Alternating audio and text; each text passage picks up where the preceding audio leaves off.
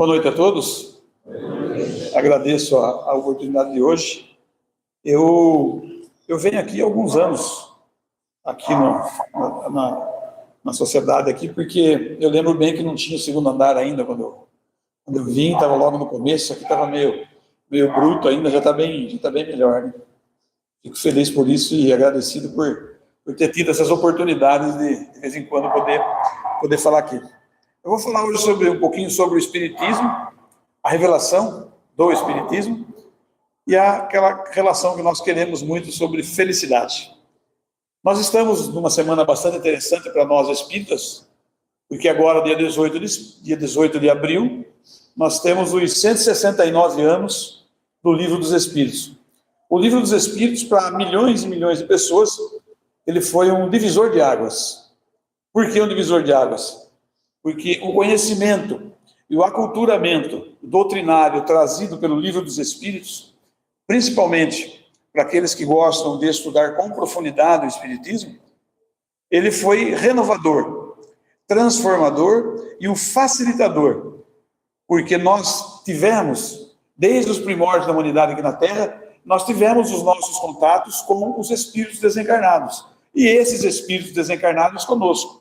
Porém, não havia regramento, não havia condicionamento, não havia um estudo sério e aprofundado, e muito menos um processo de orientação e educação para aqueles que realizavam as suas relações com os espíritos desencarnados.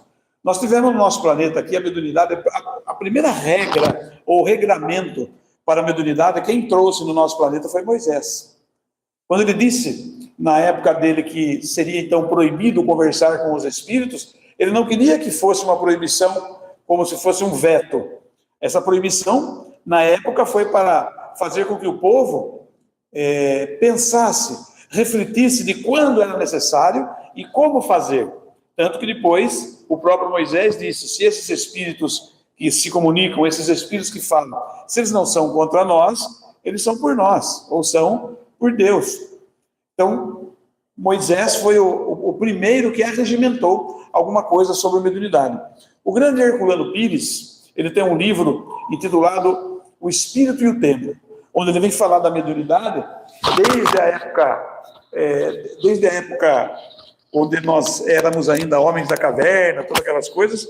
Ele vem falar daquela época para a gente, como é que a mediunidade era naquela época. Então ele dá alguns nomes.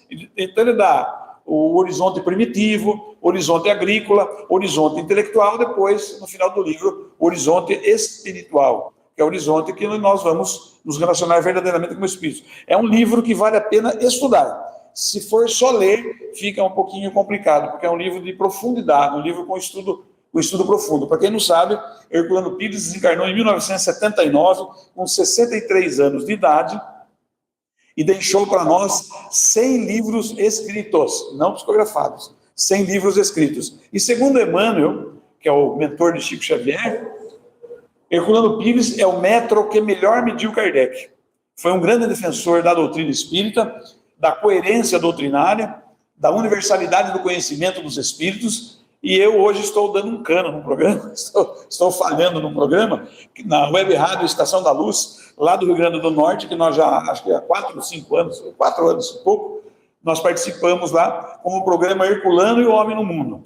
Numa terça-feira, eu, Alberto Magno Rodrigues e a professora Heloísa Pires, filha do Herculano Pires, e na outra semana éramos eu, Alberto e Herculaninho, filho do Herculano. Herculaninho, no ano passado, retornou à pátria espiritual, então ficamos nós agora, numa semana eu e o Alberto, na outra semana eu, Alberto e a professora.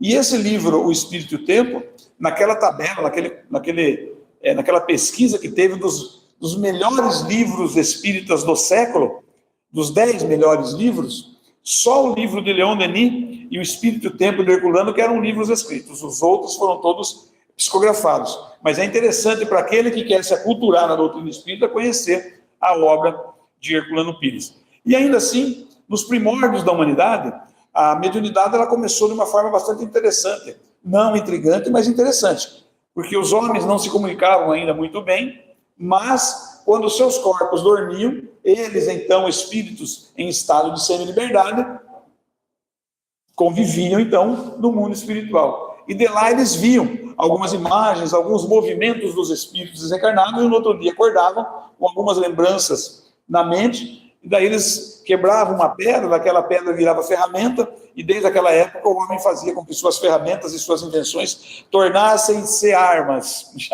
Desde aquela época já começou. Nós tivemos muitas invenções no planeta que foram invenções para construção, seja para transformação de situações para melhorar a vida do homem, que foram transformadas em armamento. E até hoje, algumas pesquisas, alguns desenvolvimentos assim acontecem. Mas o homem antigo é assim que ele exercitava a mediunidade, através dos seus sonhos, ou aquilo que nós chamávamos de desdobramento, que hoje, se nós estudarmos profundamente, é aquilo que se chama projeção mental.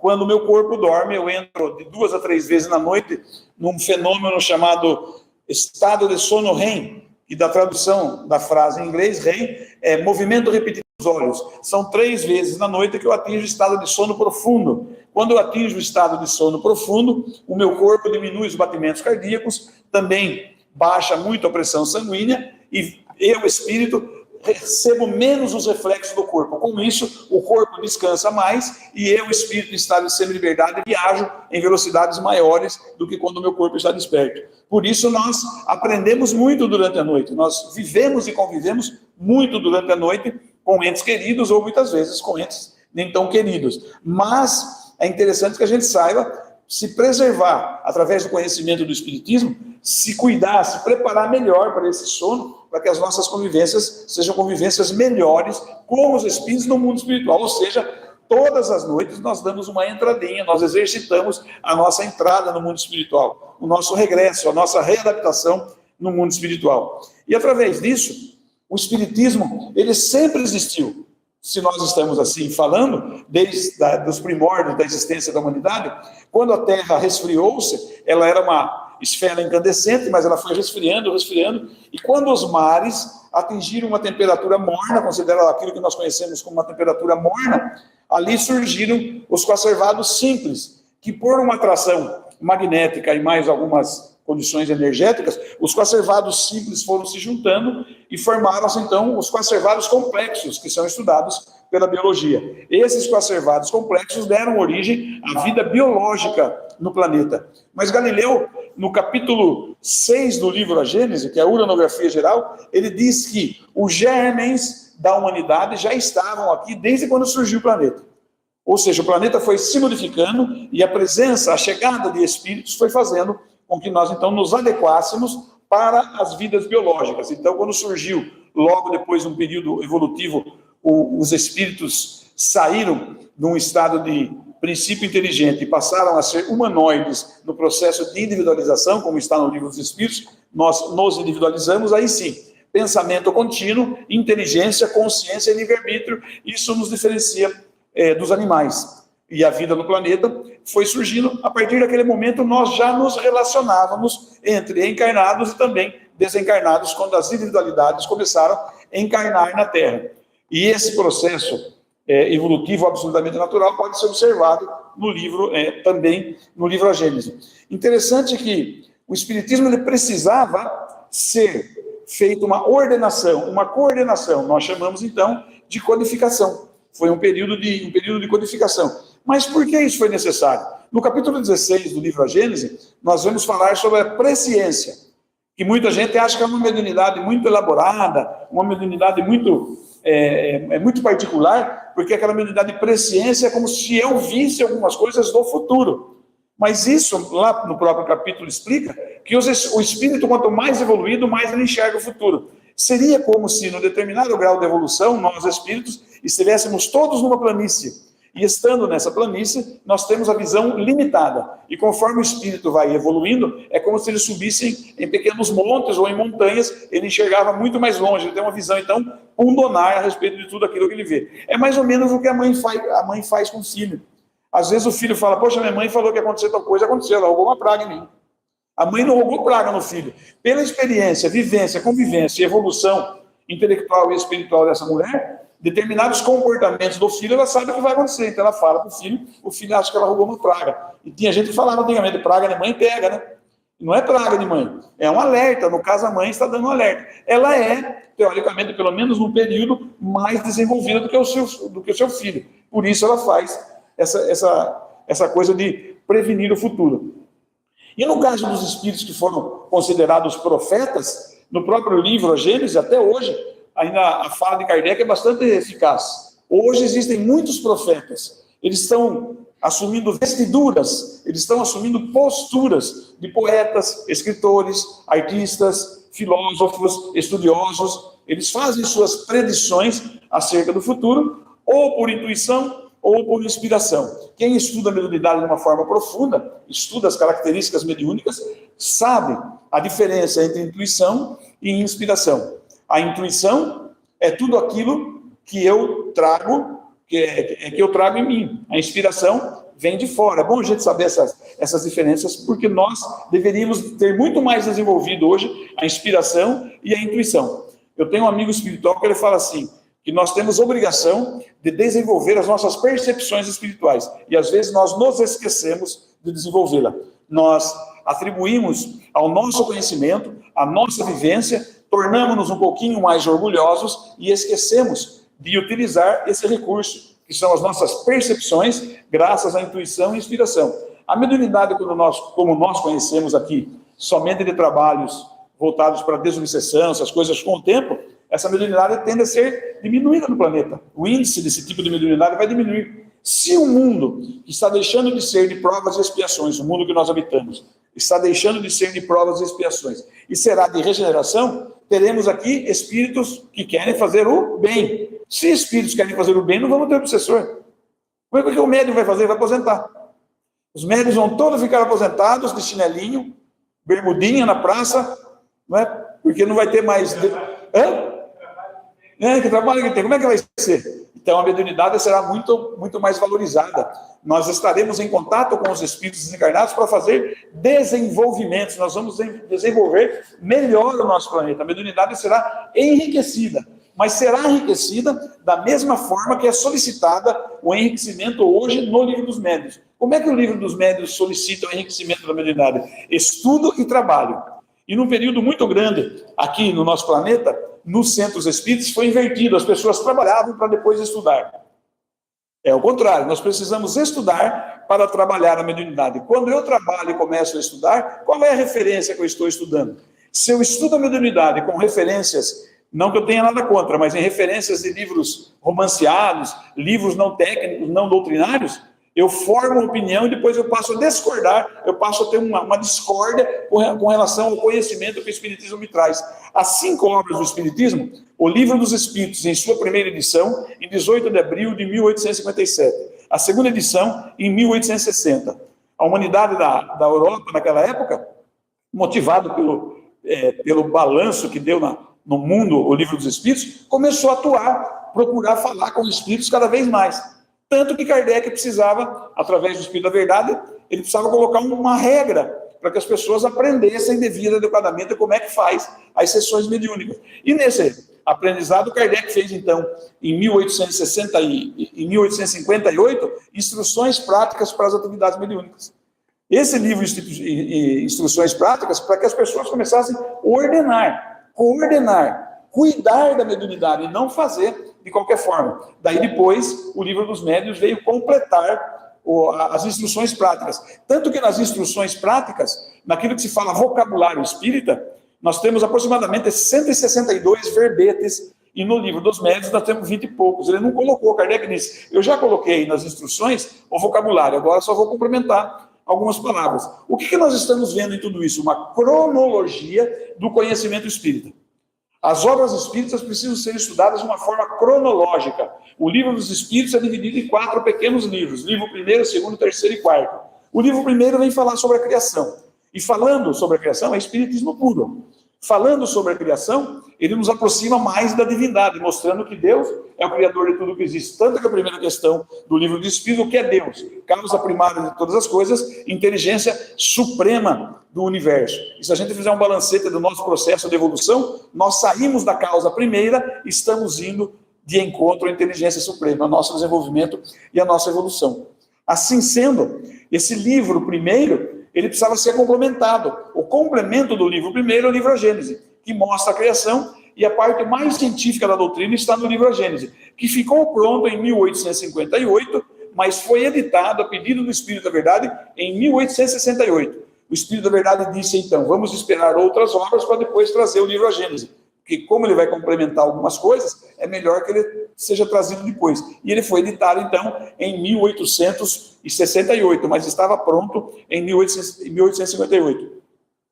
Eu estudando esse livro primeiro, o livro A Gênese complementa o livro primeiro do livro dos Espíritos. Quando fala de mundo espiritual e mundo corporal, que é o segundo livro do livro dos Espíritos, é a nossa relação para com os desencarnados e deles para conosco.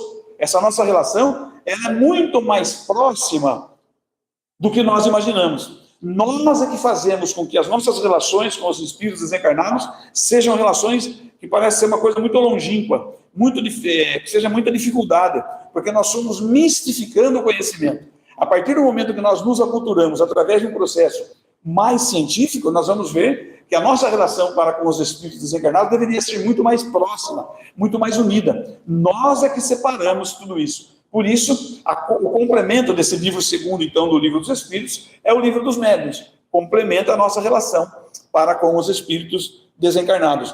E na introdução do livro dos médiuns,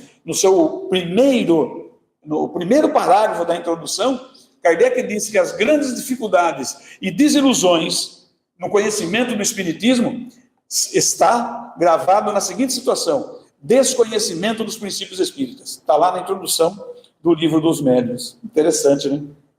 E os princípios do Espiritismo, que ele está falando no livro dos médiuns, onde estão? Eu começo a estudar os princípios do Espiritismo na introdução do livro dos Espíritos, no item 6, que é resumo da doutrina espírita ou pontos principais da doutrina espírita. Por isso são princípios. Nós, na Kardec de Sorocaba, nós fizemos um estudo logo depois da pandemia, nós dividimos esses princípios em 33 pontos importantes. Alguns grupos dividiram em 16, outros em 14, mas depende do grupo de estudo que vai fazer. Então, se alguém quiser estudar os princípios espíritas, que nós temos aí na Sociedade Beneficente Espírita Allan Kardec de Sorocaba, cujo seu Walter dos Santos, que foi fundador dessa casa, foi conselheiro da Sociedade Beneficente Espírita Allan Kardec de Sorocaba. Se alguém quiser estudar, pode entrar no site www.mapeandoespiritismo.com.br, está lá. Nós temos lá 33 princípios, pontos principais, temos 18 mapas mentais desses princípios, e o curso que nós fazemos de vez em quando é feito em 12 aulas. E temos vídeos de todos eles sendo discutidos, sendo falados. É importantíssimo conhecer os princípios da doutrina espírita. E então, no livro terceiro, do livro dos Espíritos, o livro terceiro é leis morais. Quando nós lemos as leis morais e estudamos um pouquinho mais de atenção, vamos dizer assim, nós falamos, poxa, é muito difícil isso aqui. Será que tem alguém que consegue cumprir as leis morais que estão no livro dos Espíritos? Daí, para complementar, o Espírito da Verdade trouxe, então, Evangelho segundo o Espiritismo. Tem, sim, muitos Espíritos. O maior Espírito que conseguiu cumprir as leis morais no nosso planeta foi Jesus. Cristo cumpriu as leis morais devido e adequadamente em perfeição. E mais alguns outros Espíritos o fizeram. Então está lá, é possível, basta que haja esforço. Assim como quando Allan Kardec pergunta ao Espírito da Verdade, será que conseguimos lutar pela nossa evolução sozinhos, sem toda essa evolução moral, sem solicitarmos tanta ajuda? O Espírito da Verdade responde, sim, basta-nos vontade. Como são poucos os que têm vontade. O Espírito da Verdade reclama, mas ele é tão bondoso que na questão 120 do Livro dos Espíritos, quando Kardec pergunta ao Espírito da Verdade, para se chegar ao bem, nós estamos falando aí do Evangelho, toda essa coisa, para se chegar ao bem, todos nós devemos passar pelo crivo do mal? O Espírito da Verdade responde com muita paciência e com muito amor. Crivo do mal, não, da ignorância. Então, todo aquele que é extremamente maldoso, ele é ignorante. Ignora o quê? Ignora as leis de Deus. Por isso, os princípios espíritas, que já começam lá na introdução do Livro dos Espíritos, princípios são leis. As leis de Deus trazidas para nós como princípios espíritas. O espiritismo é uma lei. A obra de Kardec, ele vem nos mostrar leis e leis da divindade, as leis, muitas leis naturais. E depois, como o espiritismo nunca foi pessimista e nunca foi triste, como muitas pessoas imaginam que seja, o livro 4º do Livro dos Espíritos é o livro Esperanças e Consolações. Vem mostrar o que nós vamos encontrar depois da morte do corpo físico. São esperanças e consolações. Muitos e muitos espíritos dizem que há muito sofrimento. É mais ou menos como nós, às vezes, nos deparamos aí no velório, quando nós espíritas somos convidados a falar no velório, é meio esquisito, porque todo mundo acha que a morte do corpo vai levar alguém a sofrimento. Então, quando eu vou falar, eu faço, em algum velório que me convida, eu faço algumas perguntas para as pessoas. Porque é interessante no velório, né? Tem lá, espírita gosta de palavra difícil, lá, quando chegamos ante a urna mortuária, a gente olha ali, e daí alguém fala, olha, vai ser feita uma prece aqui para o tio, para a tia, para o avô, para o pai, para a mãe, né? Um pessoal chega mais perto e outro sai da sala, já repararam? Na hora mais importante no velório, a pessoa sai da sala. Interessante isso. Complexo. Então, quando as pessoas estão ali, eu digo assim, se é de manhã, à tarde ou à noite, eu cumprimento. Boa tarde. Eles ficam exatamente assim, ninguém responde.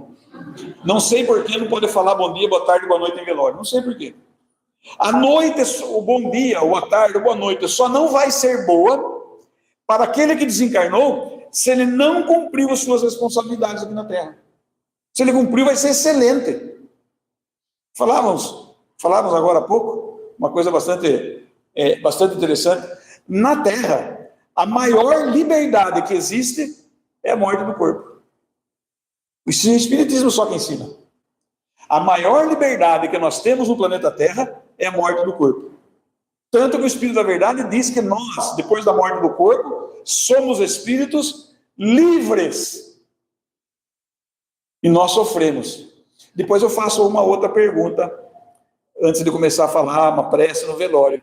Eu digo assim, a morte é boa ou é ruim? Eles ficam exatamente como vocês, ninguém responde.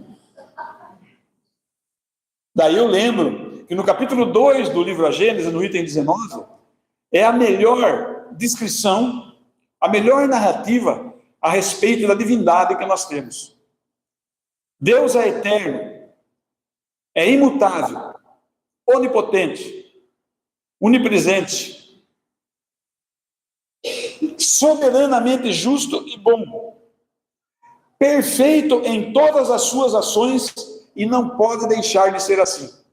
Então ele daria para a sua melhor criatura alguma coisa ruim? A morte é excelente, é um estado de liberdade para aquele que cumpriu as suas devidas responsabilidades. Isso tudo o Espiritismo ensina. Que bom livrar-se do corpo se nós cumprimos todas as nossas regras, todas as nossas obrigações aqui no planeta Terra. Mas as pessoas dizem, aquele que sofre um infarto fulminante é uma morte abençoada. Será? Se estudarmos o Espiritismo profundamente, nós vamos descobrir que a morte ideal do corpo seria a morte por inanição. Ou seja, morreu de velho. Fez tudo o que fez, o corpo começa a ficar diferente, eu sei que aqui não tem nenhum velho, é só eu. O corpo começa a ficar diferente, a lei da gravidade começa a exercer um poder muito mais superior à nossa condição humana, não é isso? Nós lutamos contra a força da gravidade quando aprendemos a andar. A gente começa a aprender a andar, força da gravidade, o primeiro tomo, toda aquela coisa, até a gente se equilibrar. E depois vamos voltar a sofrer com a lei da gravidade após os 40, 50, a lei da gravidade, até que um dia a lei da gravidade nos puxa para 7 palmos abaixo da Terra. Puxa o nosso corpo. Interessante que nós... Porque daí eu vou envelhecendo, olha que interessante, o meu estômago fica pequenininho. Eu já como só um pouquinho. O pulmão já fica com menor capacidade de puxar uma quantidade boa de ar para dentro. Isso acontece. Chega uma fase que é só molhar biscoito ou parafuso no café com leite. Daí acontece alguma coisa, a família chama o médico ausculta, né, os batimentos, olha, põe a lanterninha, então, olha para a família e diz: nesse instante, houve um grande derramamento de trifosfato de adenosina na corrente sanguínea, enrijeceram-se os músculos e os tendões. O senhor pode traduzir? Posso, morreu. Não é assim? Daí, uns querem se matar, outros querem se jogar não sei na onde, e tudo aquilo, porque nós não fomos educados para a morte. E o Espiritismo é a única doutrina que ensina e educa para a morte. Tanto que Herculano Pires tem um livro, é PDF, pode baixar na internet, Educação para a Morte. Nós deveríamos ter educação para a morte, para não fazer esse show que a turma faz aí em velório, uns escândalos aí, né? Eu costumo dizer aqui, para nós aqui é bastante claro o que eu vou dizer, essas pessoas que dão muito escândalo em velório, no interior tem um nome isso aí, chama-se culpa no cartório. Está devendo um abraço, um pedido de perdão, está devendo alguma coisa para o defunto. Alguma coisa ele está devendo, aí dá aquele escândalo, toda aquela coisa. Pode observar. E eu aprendi com a doutrina espírita que uma prece sincera durante um velório pode libertar o espírito se estiver preso ao corpo, com o corpo já morto. Uma prece sincera. Por isso, todas as vezes que eu vou no velório, eu faço uma prece sincera. E essa prece sincera foi uma das maiores comprovações da mediunidade que eu tive na minha vida até hoje. Quando eu tinha 27 anos, ou seja, faz uns 8, 9 meses atrás isso. Eu era nem mentiroso, não era aquela época. Quando eu tinha 27 anos, nós tínhamos 4 amigos na mesma faixa etária. Um deles desencarnou com 27 anos. E foi uma correria danada durante o dia. À noite, no velório, lá tem os pit stops, né? Coloca os pit stops, colocou dali, depois vai. Então, ao longe, no mês de junho, estava frio, eu vi o caixão do meu amigo lá, um grande amigo, era como irmão para mim. É como irmão. De vez em quando eu converso com ele, mediunicamente agora, isso é uma dádiva, não é? E olhei lá e falei, agora está na hora de fazer a prece sincera para o meu amigo. Fui lá e fiz em pensamento. Conversei lá vários minutos com ele em pensamento. Falei, aqui é o fulano, até conversei e fiz uma prece sincera. Passados uns 2 anos, o pai dele começou a frequentar o centro que eu frequentava naquela época em Sorocaba, estudou, fez curso, começou a participar do trabalho mediúnico. Daí um dia, uma médium, uma queridíssima, muito amiga, que eu tratava como mãe, já está desencarnada também, mas naquela época, numa comunicação mediúnica, trouxe uma conversa com o pai do meu amigo. E eu sou observador, eu não acredito em tudo, não. Eu aprendi com Kardec, nós temos que avaliar a comunicação mediúnica. As comunicações têm que ser avaliadas. E ele falando com o pai, eu falei, quero saber se é meu amigo mesmo. Estou aqui, ó, só prestando atenção. De repente, ele falou, e você, meu amigo? Achei que era comigo. Não era, o outro que estava lá. Ou seja, eu já não era amigo do primeiro plano dele, mas tudo bem. Isso acontece. Fiquei com ciúme. Daí ele conversou com o nosso outro amigo, que também já está desencarnado. Olha que coisa. Éramos 4 amigos, 3 já foi. Quem é o próximo? Sou eu. E depois ele veio conversar comigo, conversou algumas coisas. E ele me disse assim, coisa que ninguém sabia. Ele falou, quero agradecer 2 coisas para você, meu amigo. Me chamou pelo apelido. Ele me chamou pelo apelido. Eu quero agradecer 2 coisas para você. Primeiro, todo o apoio que você deu à minha família no dia que eu desencarnei. Falei, não fiz mais nada com minha obrigação e nada diferente do que você faria se fosse eu no seu lugar. Ele disse, em segundo, aquela prece sincera que você fez para mim, você não sabe como me ajudou. Eu fiz em pensamento. Ninguém sabia. As comprovações mediúnicas estão nas pequenas coisas e não nas grandes coisas. O espiritismo está espalhado em toda a natureza. Se eu estudar a codificação, eu vou aprender cada vez mais. E depois, no segundo ponto do tema da palestra, é a revelação. Capítulo 1 do livro A Gênese, caracteres da revelação espírita. A revelação pode ser humana ou pode ser divina. Quando algum artista, algum filósofo, escritor, traz uma notícia que possa ser revelação, é uma revelação humana. Quando acontece no centro espírita, quando nós, motivados pelo estudo, pelo trabalho na doutrina espírita, recebemos algum conhecimento que possa ser considerado revelação, é uma revelação divina.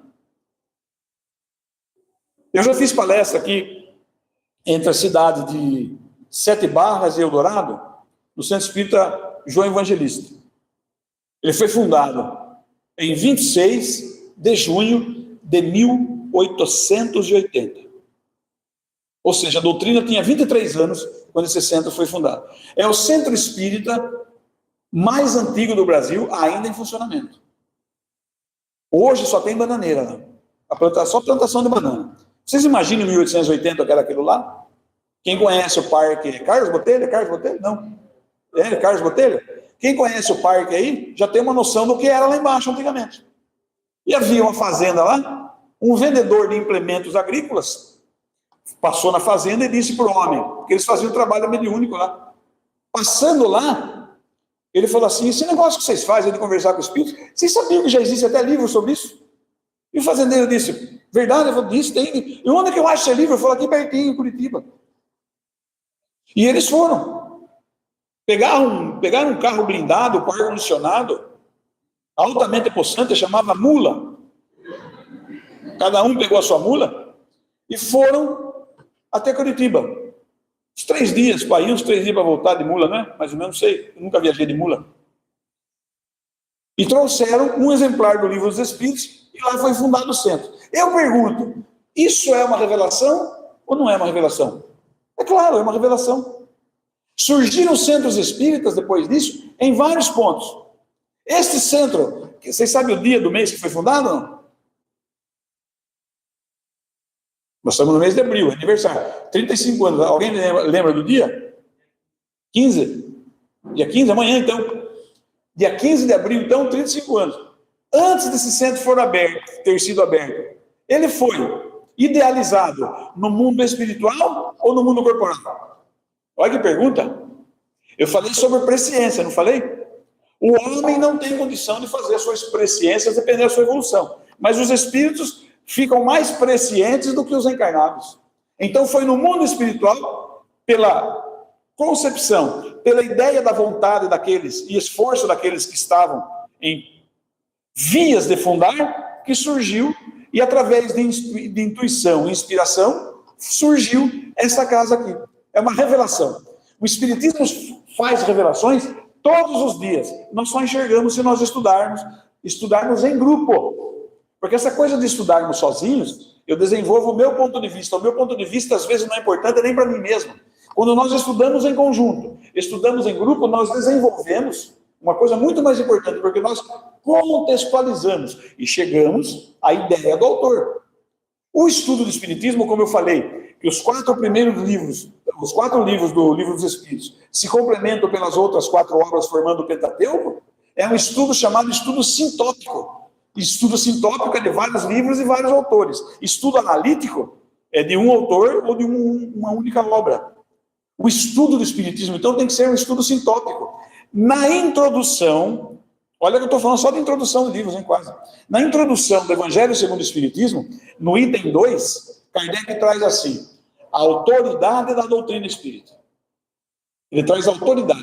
Aonde está a autoridade da doutrina espírita? Está naquilo que nós chamamos universalidade do conhecimento dos espíritos. O que está nas 5 obras de Kardec é a orientação dos espíritos. É estudo universal. Se é estudo universal, ou é universalidade do conhecimento dos espíritos, em todo o universo o conhecimento é o mesmo.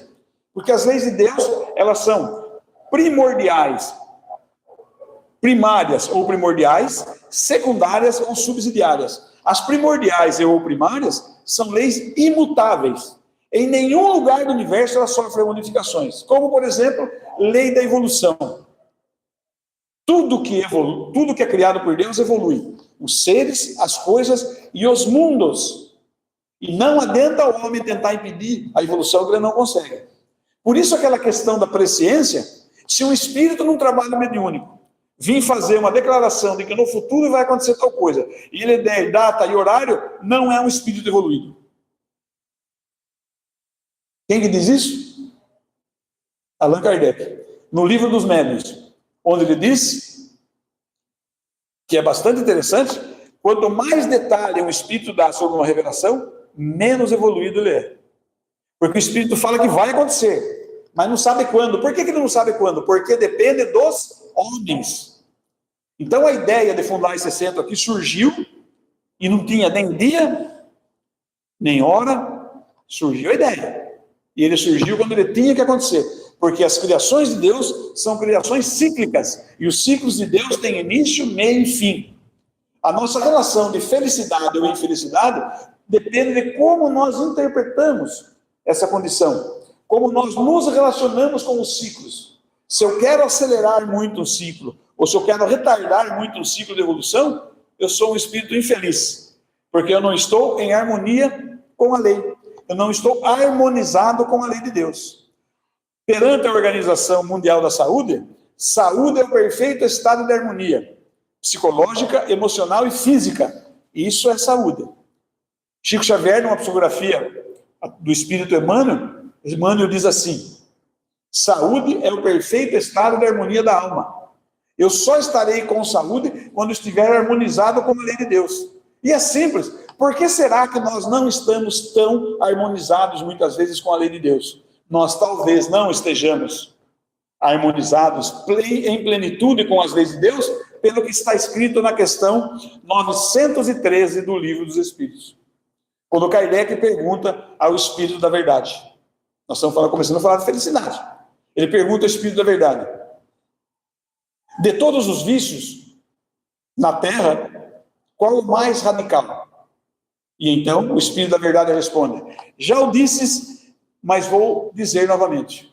De todos os vícios, o vício mais radical é o egoísmo.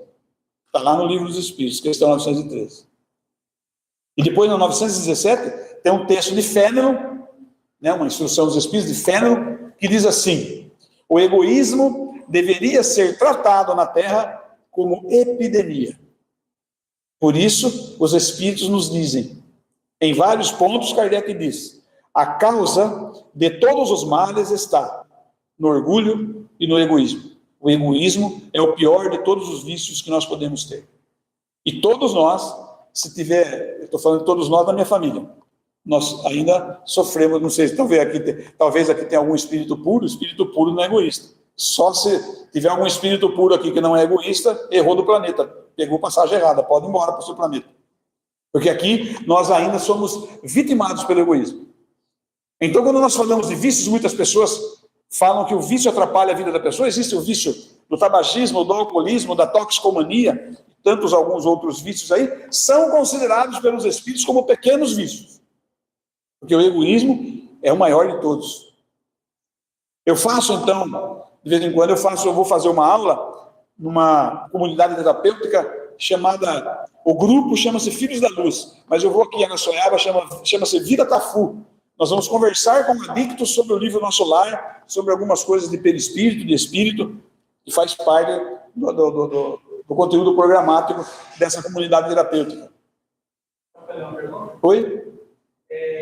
O egoísmo é o maior vício, o maior que está atrapalhando as pessoas, é porque não é exposto. O egoísmo fica na alma da pessoa. Não, muito pelo contrário. O egoísmo é exposto. Você acha que um país quer invadir o outro por amor ao próximo ou por egoísmo? Então ele está se mostrando. O egoísta mostra que é egoísta. Ele não consegue, se ele traz para si, eu não divido o meu pão porque eu sou egoísta. Eu não divido o meu tempo livre porque eu sou egoísta. É fácil de avaliar quando alguém é egoísta. É muito fácil de avaliar. É exteriorizado, não tem como fechar. Nós estamos vendo o exercício do egoísmo no planeta Terra, dentro do centro espírita. As pessoas estudam um estudo assim, bem superficial, e batem na tecla de que Kardec está errado. Isso é egoísmo ou é amor ao próximo? Ou é compreensão da verdade? Eu posso garantir que no estudo profundo da doutrina, o espiritismo é verdade. Por isso, Kardec perguntou para o espírito: como devo chamá-lo? O espírito disse: chame-me apenas de verdade. E Kardec disse: só é verdade o que vem de Deus. Só é verdade o que vem de Deus. Eu não tenho a minha verdade, só é verdade o que vem de Deus. Acontece que, o egoísmo motivado pelo orgulho, eu julgo-me melhor. Eu desenvolvo um fenômeno, como Kardec diz, presunção. Quem trabalha na área do direito aqui sabe o que é presunção de inocência. Eu posso ter cometido o crime que eu cometi, eu acho que eu sou inocente. Se nós formos numa penitenciária agora e perguntar para todos que estão lá presos se eles são culpados ou inocentes, eles vão dizer que são inocentes, presunção de inocência. Ele acha que ele pode matar, ele acha que tem o direito de tirar a vida do outro, de roubar o outro. Isso é presunção de inocência. E no espiritismo, essas pessoas que querem colocar coisas que não são doutrina espírita dentro, eles têm uma presunção da perfeição. Eles discutem porque a obra de Kardec é perfeita, porque é a lei de Deus. A lei de Deus é perfeita. Mas o presunçoso da perfeição, aquele que tem a presunção da perfeição, ele contesta a Deus. Desencarna um parente de Deus, ele fala, poxa, Senhor, será que estava na hora? Deus não é perfeito? Deus é perfeito só quando está feliz? Quando você não está feliz, Deus não é perfeito mais? Então você tem presunção da perfeição. Ou seja, se Deus é perfeito, eu me julgo mais perfeito do que Ele quando eu contesto a lei de Deus. Eu preciso começar a estudar resignação e mais algumas outras coisas para poder entender de verdade. E quando nós falamos de felicidade, Kardec diz no livro dos Médiuns que, conhecendo tudo isso que nós conhecemos do Espiritismo, isso justifica a felicidade dos espíritas. Nós somos felizes porque podemos servir. Nós somos felizes porque podemos dar uma palavra de alento. Nós somos felizes porque podemos fazer a caridade. Nós somos felizes porque podemos estudar. E nós somos felizes porque podemos conhecer a verdade. O meu amigo espiritual diz assim, durante um período pouco maior do que 1.200 anos, nos foi assambarcado o direito de conhecer a verdade. Período inquisitivo. Não nos deixaram conhecer a verdade. Hoje a verdade está aí e as pessoas querem distorcer a verdade. Pelo egoísmo e pelo orgulho. Mas não é isso que eu vim falar. Eu vim falar do aniversário de uma casa como essa, falei de como é que foi essa questão da revelação, e nós estamos falando sobre felicidade. Qual é a verdadeira felicidade? Está lá no livro dos Espíritos. Quanto mais próximo da lei de Deus, mais feliz. Quanto mais distante das leis de Deus, menos feliz é o espírito. Eu faço as minhas escolhas, se eu quero ou não ser feliz. Mas, eu já falei aqui algumas vezes isso, porque eu sempre repito em palestra, pela física, é comprovado cientificamente, tudo que se modifica e se transforma nesse universo é regido por 4 forças básicas. Força nuclear forte, força nuclear fraca, força eletromagnética e força gravitacional. E os espíritos puros vêm dando recado aos espíritos superiores que nos trazem. Existe uma força que sozinha é capaz de suplantar as outras 4, porque foi ela que deu origem às outras 4. E essa força chama-se Lei do Amor. E eu pergunto, esse centro espírita, quando foi fundado, ele foi fundado pelo orgulho, pelo egoísmo ou motivado pela Lei do Amor? Não é interessante? Então eu vou contar assim, brevemente. Havia uma ilha chamada Ilha dos Sentimentos. Todos os sentimentos estavam nessa ilha. De repente veio uma notícia de que haveria uma chuva muito intensa que iria encher a ilha, inundar a ilha. E a ilha ia sumir do mapa. Quem é que se preocupou? Quase ninguém se preocupou. Mas um sentimento lá se preocupou. Chama-se sentimento do amor. E ele disse, acreditou, quero salvar vidas. E saiu falando para todo mundo, olha, vai dar uma chuva, vai encher aqui, vai todo mundo embora, vai acontecer isso, não vai dar para viver, vai morrer muita gente assim, tal, tal. E foi preocupado. Alguns acreditaram e foram embora. Outros não acreditaram. Porque não é todo mundo que acredita no amor. E ele lutando viu os céus começarem a escurecer, as chuvas começarem a se formar, e ele começou mais desesperado, começou a correr. Olha, vai chover, a chuva já está chegando. Salvem suas vidas, nós precisamos salvar os sentimentos felizes, os bons sentimentos. Nós estamos aqui para nos salvarmos uns aos outros. Alguns acreditaram e foram embora. Outros persistentes não acreditaram. E aí começou a chover. Quando começou a chover, alguns começaram a se movimentar, foram saindo e tal, mas alguns ficaram persistentes. E o amor foi atingido pelas águas na altura da sua cintura. Escolheu um monte, um morro lá, e subiu no morro. E de lá ele gritava, gente, está enchendo, vamos salvar as vidas, porque o verdadeiro amor nunca desiste. Ele quer salvar a vida. E gritava para que as vidas fossem salvas. De repente, as águas em cima da montanha começaram a chegar nos seus pés. E ele viu as embarcações. Então, muitas embarcações indo embora. E ele, de repente, falou, e eu? Quem vai salvar o amor? Será que alguém aqui já salvou o amor algum dia? De repente ele viu um barco, com muito barulho, muita algazarra no barco, chegando perto dele, e disse, esse barco veio me salvar. Olhou para o barco e disse, vieste salvar o amor? E do barco, o barco disse, esse aqui é o barco da alegria e da festividade. Não tem lugar para o amor. A verdadeira festividade, a balbúrdia, a algazarra, o amor é xoxo. O amor é brando, vai estragar a nossa festa. Ele disse, pois então vá em paz, outro haverá de me salvar. Porque o amor verdadeiro reconhece o seu ponto e o seu lugar e onde deve estar. De repente chegou um outro barco cheio de brilho, com coisas muito brilhantes dentro, e ele disse, és tu que vieste me salvar? De lá do barco veio uma voz, este é o barco da riqueza. Nós estamos tirando todas as riquezas possíveis que nós temos. E o amor, se aqui entrasse, iria fazer com que nós dividíssemos a nossa riqueza. Nós haveríamos de perder quase tudo que temos. Tu não cabes na nossa embarcação. E o amor verdadeiro é compreensivo. Disse, vá em paz, outro haverá de me salvar. De repente, veio um barco rústico, com firmeza, e ele perguntou, vieste me salvar? E a resposta foi, eu sou o barco do egoísmo. Jamais caberia o amor dentro do egoísmo, a não ser que o egoísmo se transforme. E o verdadeiro amor não perde a esperança jamais. E disse, o meu barco ainda estará por vir. Vá em paz e siga a sua vida. E outros barcos foram passando. De repente, com as águas no pescoço, um barco muito pequenino, com um velho, mas muito velho mesmo dentro do barco. Ele olhou e falou, se for me salvar, não vou caber aí. De repente ele desfaleceu, o velho pegou ele quase que desmaiado, ele estava muito cansado, colocou no barco e foi levando. Ele acordou 3 dias depois, aos pés de uma montanha, com o sol tocando a face, já quente o rosto, acordou, tudo seco, procurou o velho, não achou o velho. Mas sentiu uma vontade enorme de subir a montanha, e subiu. Chegando ao topo da montanha, cansado, ele viu uma senhora de túnica alva, uma túnica muito branca, muito esguia, uma senhora de muita solidez, e disse, senhora, preciso da sua ajuda.